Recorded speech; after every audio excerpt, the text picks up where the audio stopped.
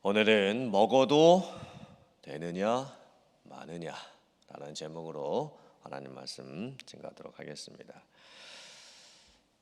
신앙생활을 하다가 보면 성도님들께서 이것을 해도 되는가 안 되는가 이 문제로 논쟁과 또 혼란을 겪게 될 때가 있습니다. 예를 들면 주일 성수하는 문제에 있어서 주일날 돈을 쓰고 음식을 사 먹으면 되는가 안 되는가. 20년 전 혹은 30년 전에 한국에서는 어떤 교회들은 주일날 돈을 쓰면 안 되었고 음식도 사 먹으면 안 된다라고 했습니다. 그래서 주일날 점심을 하는 그 모든 준비와 재료들도 토요일 날 미리 다 준비를 해놓는 경우도 있었습니다. 하지만 오늘날 미국에서는 주일날 식당 가서 음식도 사 먹고 심지어 예배 후에 성도님들끼리 골프까지 치기도 합니다. 기준이 참 어렵습니다.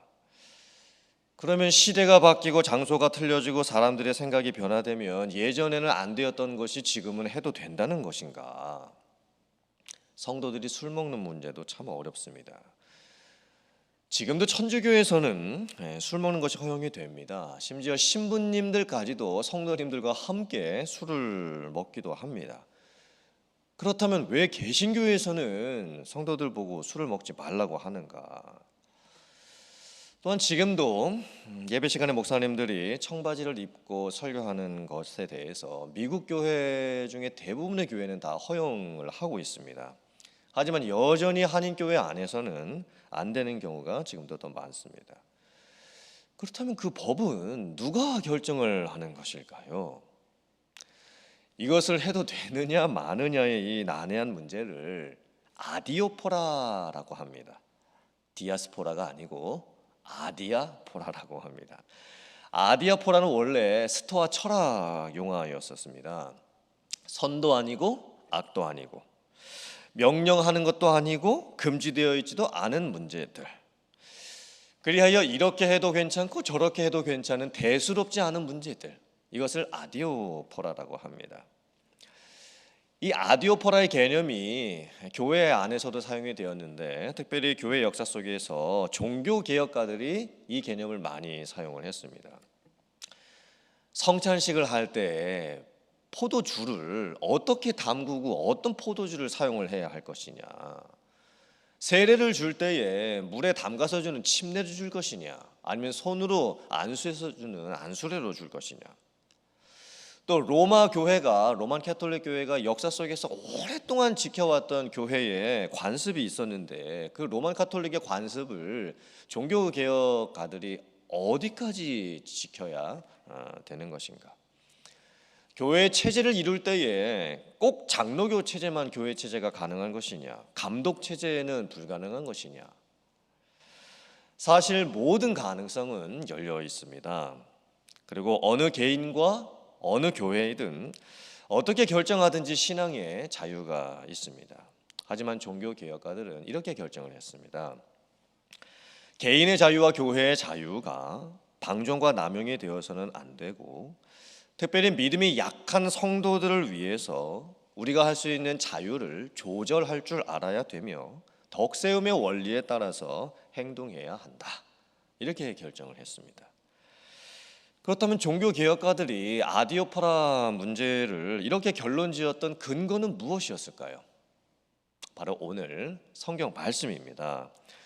고린도전서 8장에 나오는 말씀을 가지고 그렇게 결론을 지었습니다.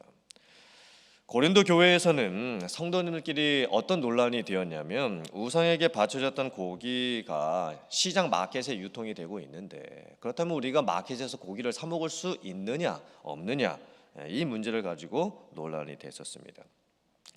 우상 제물 문제는 고린도 교회뿐만이 아니라 로마 교회에서도 있었습니다. 그래서 로마서 15장에서도 이 우상 제물에 바치었던 문제를 어떻게 해야 되는가, 그래서 제가 예전에 로마서 15장 말씀을 통해서 한번 설교를 했던 적이 있었습니다.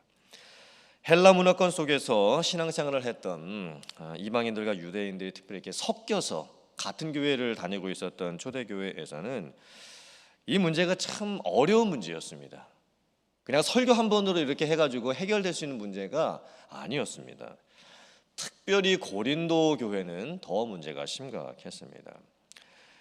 고린도 도시는 그 초대 교회의 헬라 문화권에 있었던 이방 교회 중에서 특별히 더 우상 숭배가 심했습니다.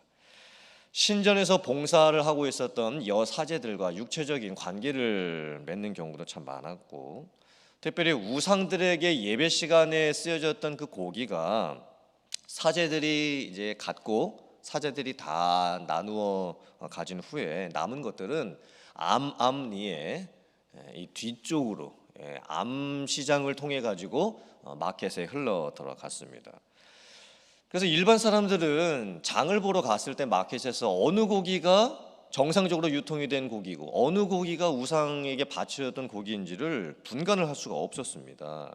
하지만 이 마켓에서 판매하는 고기들 중에 대부분이 암시장을 통해 가지고 유통되는 우상에게 바치었던 고기라는 것은 누구나 다 알고 있었던 상황이었습니다. 이제 고린도 교회를 다니고 있었던 성도님들 중에 어떤 분들은 이렇게 생각을 합니다. 내 믿음으로는 괜찮다. 마켓에서 팔고 있는 그 고기를 사 먹는 것이 문제가 되지 않을 것 같다. 사실 어느 고기가 우상 숭배하면서 바치었던 고기인지 정상 유통되는 이 고기인지를 내가 구분을 할 수가 없기 때문에, 그리고 가게 주인한테 물어봐도 가게 주인이 솔직하게 얘기를 안 해줄 것이 뻔하기 때문에 내가 이 고기가 어떤 고기인지를 알지 못한 상태에서 고기를 사 먹는 것은 나에게 문제가 될 것이 안 될 것 같다, 이렇게 생각을 합니다. 그런데 어떤 성도님들은 또 이렇게 생각합니다. 그래도 나는 내 믿음으로는 못 먹을 것 같다.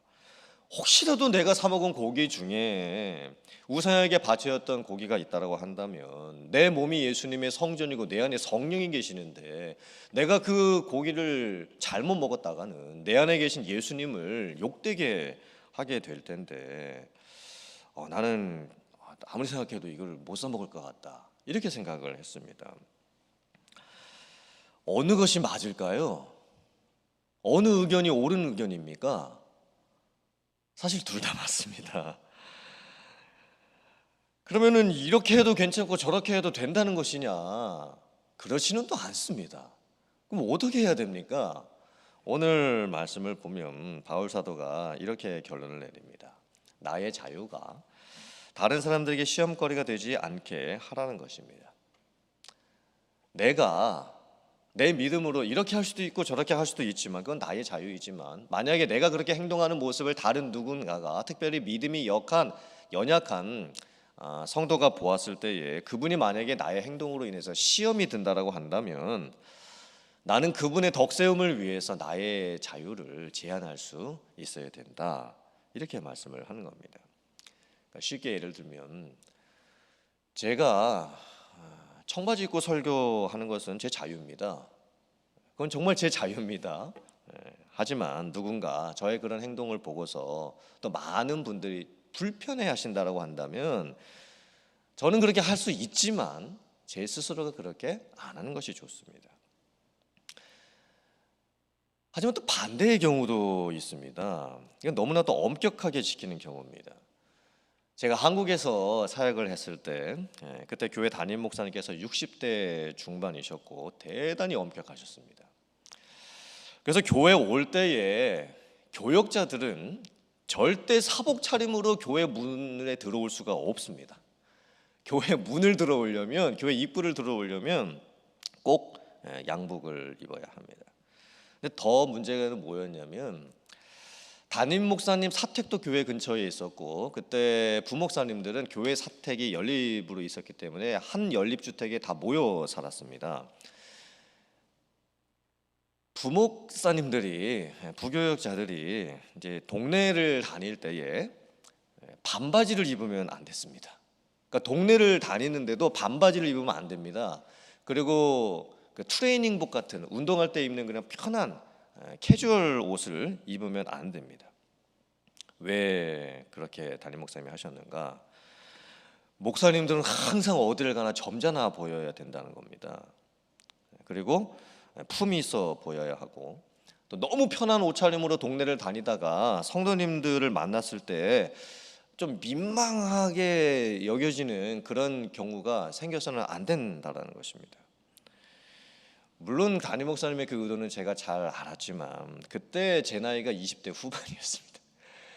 그러니까 젊은 제 생각으로는 그 도저히 이해가 안 됐습니다. 아니 부목사님들 부교육자님들이 동네를 그냥 다니시는 건데 어떻게 반바지도 못 입고 다니는가.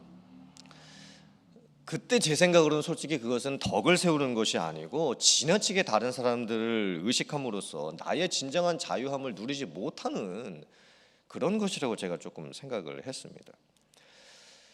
초대교회에서 아디오파라 문제는 참 다양했습니다. 심지어 이런 예도 있었습니다. 내가 믿는 사람으로서 믿지 않는 사람 집에 식사 초대를 받아갔습니다. 그리고 그 믿지 않는 그 주인이 여러 가지 음식을 차려 놓았습니다. 그런데 문제는 주인이 믿지 않는 사람이었기 때문에 그 준비했던 음식들 중에서 음식 재료 중에 우상에게 바치었던 재료를 가지고 그 음식을 만들었던 확률이 참 높습니다. 그런데 그때 만약에 그 주인이 그 초대했던 사람들에게 아무 말도 안 하고 드십시오, 맛있게 드십시오 이렇게 하면 나는 믿는 성도로서 아무 거리낌 없이 그 음식을 먹어도 됩니다.